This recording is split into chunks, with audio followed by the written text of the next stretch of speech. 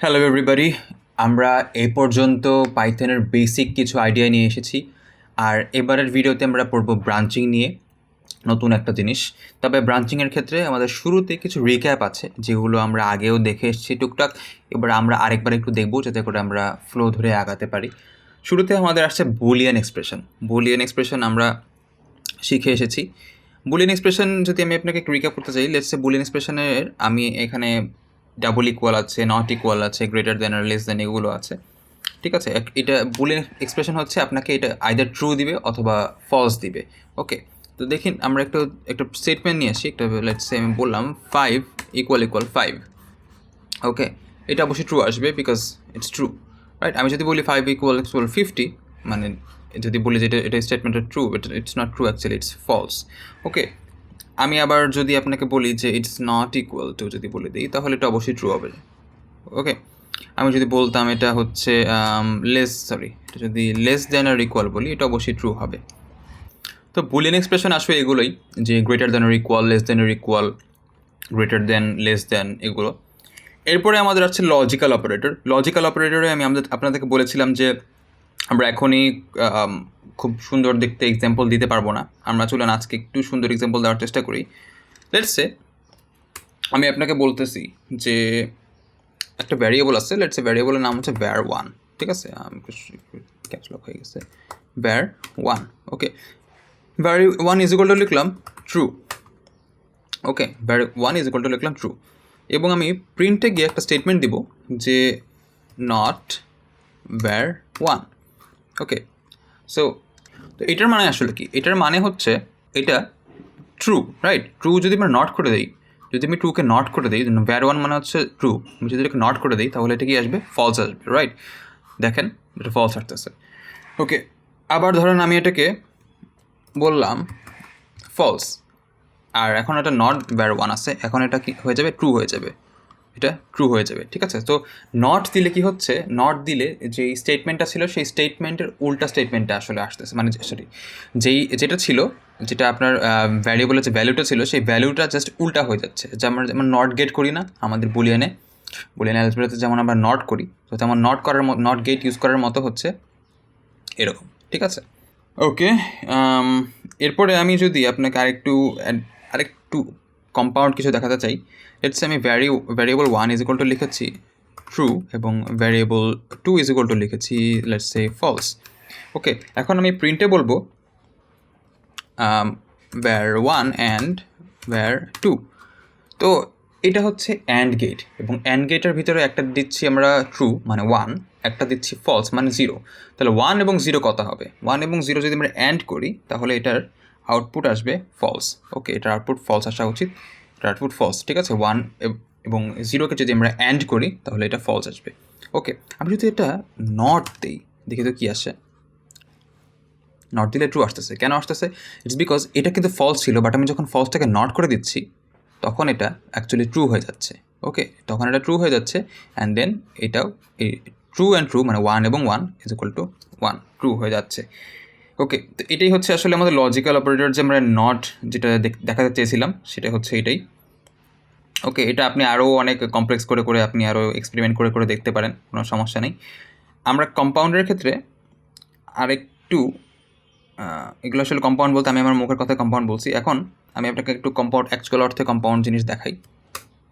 এখানে আমি আপনাকে একটা স্টেটমেন্ট দিই যে 5 is greater than 1। Okay, 5 is greater than 1, এটার স্টেটমেন্টের অ্যান্সারটা কী আসার কথা? ট্রু আসার কথা, ডেফিনেটলি ট্রু আসার কথা। আমি যদি এটাকে বলি এটা নট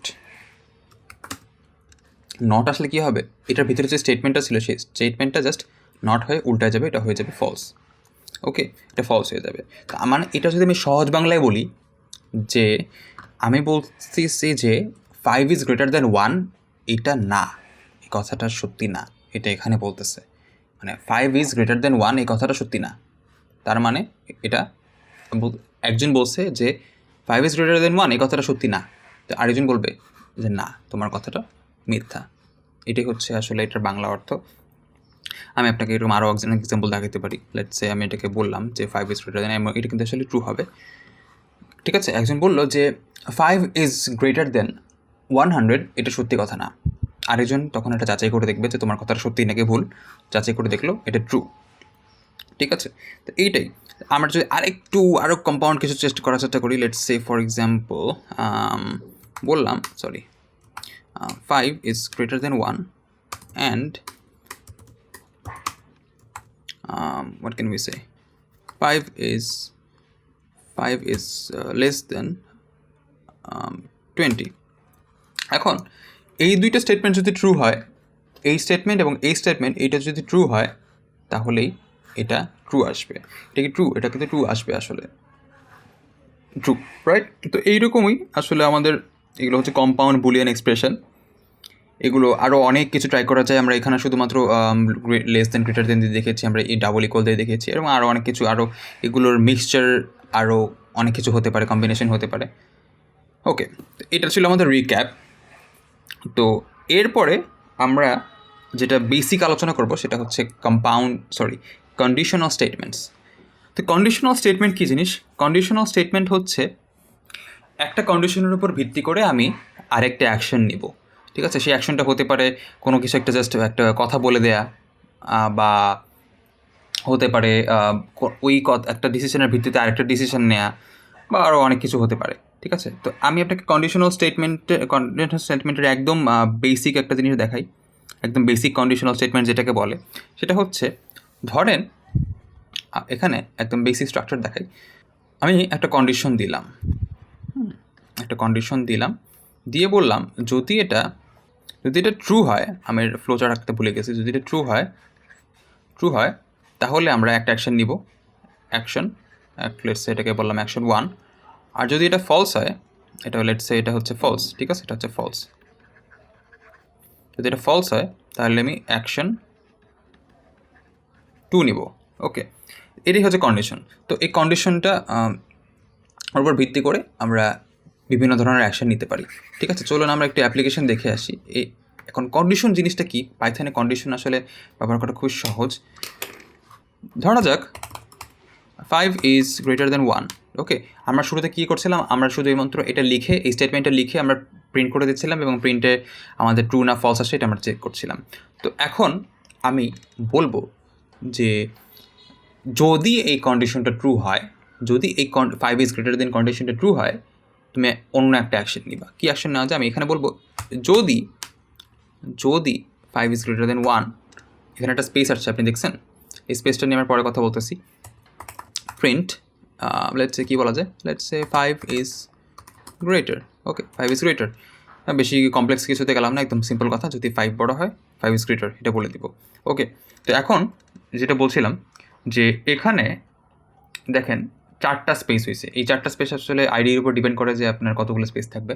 আমার এখানে 4টা সেট করা আছে, দ্যাটস ওই 4টা হচ্ছে। আপনার অনেক ক্ষেত্রে অনেক আইডিতে 2টা বা 3টা করে থাকে। তো আপনাকে এটা সেট করে নিতে হবে নিজের প্রেফারেন্স অনুযায়ী, বা বাই ডিফল্ট একটা থেকে থাকে, ওটা আপনি ইউজ করতে পারবেন। তবে মেইন কথা হচ্ছে যে এই স্পেসটা আপনাকে পাইথনে মেনটেন করতে হবে। এই স্পেসটা কখন ইউজ করা হয়? যে কোনো ধরনের, এখন একদম সিম্পল কথা যদি বলি, যেহেতু আপনি এখন কন্ডিশনাল স্টেটমেন্ট করতেছেন, সো কন্ডিশনাল স্টেটমেন্টের ক্ষেত্রে প্রত্যেকটা কন্ডিশনের পরে যে কন্ডিশনাল স্টেটমেন্ট যেটা, হ্যাঁ, এই যে কন্ডিশনাল যে স্টেটমেন্টটা দিচ্ছি, এরপরে যে অ্যাকশনটা আপনি নেবেন, যে ডিসিশনটা নেবেন বা অ্যাকশনটা নেবেন, সেই ডিসিশনটা হচ্ছে এই স্পেস দিয়ে একটু এপাশে লিখতে হবে। ওকে, তো এই ব্লকটাকে বলা হচ্ছে ট্রু ব্লক। ট্রু ব্লক কেন বলা হচ্ছে? যদি এটা ট্রু হয়, মানে এই যে যদি এটা ট্রু হয়, এখানে যে স্টেটমেন্ট আছে এইটার আউটপুট যদি ট্রু হয়, দেন এই লাইনটা রান হবে, আদারওয়াইজ এই লাইনটা কিন্তু রান হবে না। ওকে, চলুন একটু দেখে আসি। এখন এটা সিম্পলি কিন্তু আমাদেরকে আসলে, আপনি এতক্ষণে বুঝতেই পারতেছেন যে এটা কী করার কথা। সিম্পলি এটা অবশ্যই 5 is greater প্রিন্ট করবে আমাদের কাছে। ওকে, এখন এটা ছিল আমাদের কন্ডিশনাল স্টেটমেন্টের একদম একেবারে বেসিক আইডিয়া। এখানে আমি যে ব্র্যাকেটটা দিচ্ছি, ব্র্যাকেটটা না দিলেও আসলে চলে, আমি ওখানে প্রিন্ট লিখছিলাম, দেখেন যে এটা দিলেও কিন্তু আসলে রান হবে, কোনো সমস্যা নেই। এখন যদি এটা ট্রু না হইতো, লেটস সে নট দিয়ে যদি আমরা ট্রাই করি, কী হবে? এটা কিছুই দেখাচ্ছে না। কারণ কি? কারণ হচ্ছে এখানে তো আমি কিন্তু ওকে বলে দিই না যে যদি এটা ট্রু না হয় তুমি কী করবা। এটা যদি ট্রু না হয় তুমি কী করবা, এখানে কিন্তু সে আসলে দেখে আমরা কোনো ডিসিশন দেই নেই, দ্যাটস ওয়াই সে এখানে চুপ করে বসে আছে, কিচ্ছু করতেছে না।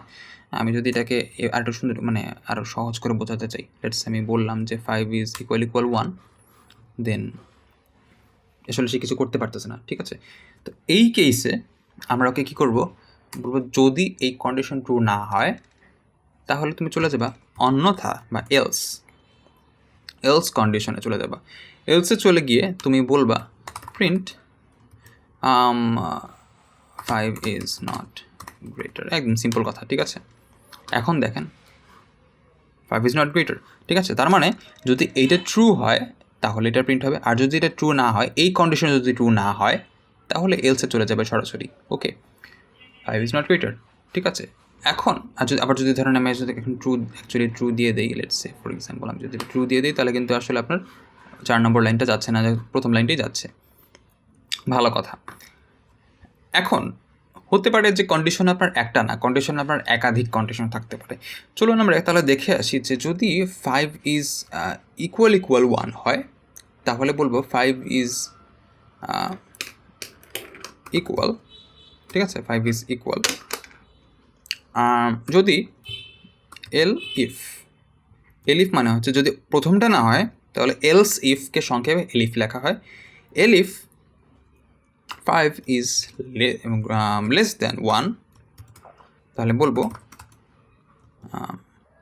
5 ইজ লেস দেন 1।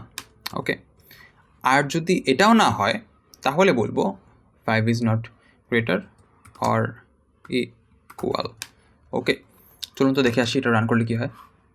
দেখছেন, কারণ এটা তো অবশ্যই সত্যি কথা যে 5 অবশ্যই 1-এর সমানও না, 1-এর থেকে ছোটও না, এটা অবশ্যই এই দুইটা কন্ডিশনের একটাও এটা মানে না। সো এইখানে থার্ডে গিয়ে যেটা হচ্ছে সেটাই কিন্তু আসলে সে প্রিন্ট করে দিচ্ছে।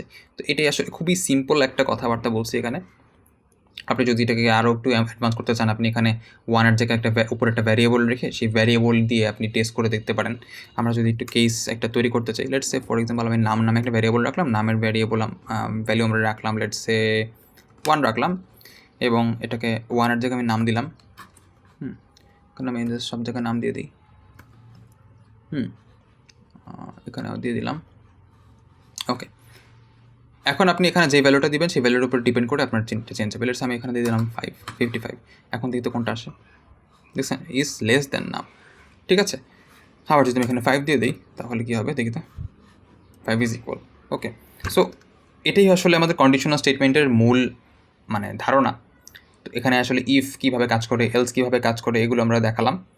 আজকে আমরা কন্ডিশনাল স্টেটমেন্টের বেসিক আইডিয়া পর্যন্তই আলোচনা শেষ করলাম। নেক্সট ভিডিওতে আমরা দেখব কীভাবে নেস্টেড কন্ডিশন কাজ করে, চেইনড অর ল্যাডার কন্ডিশন কীভাবে কাজ করে। তো ততদিন পর্যন্ত ধন্যবাদ সবাইকে, ভালো থাকবেন। আসসালামু আলাইকুম।